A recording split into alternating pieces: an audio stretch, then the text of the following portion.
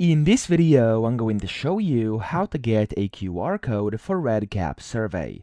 Now first, you want to open up your project and then you want to go to Survey Distribution Tools over here under Data Collection. If you can't see this, it means you don't have the correct privileges, so you want to go under Applications and click on User Rights.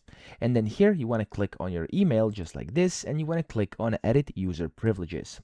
In here, you want to make sure you check mark this under Other Privileges where it says Survey Distribution Tools. So check mark it like that so it's blue. Click on Save Changes, and there we go. Your changes are going to be saved.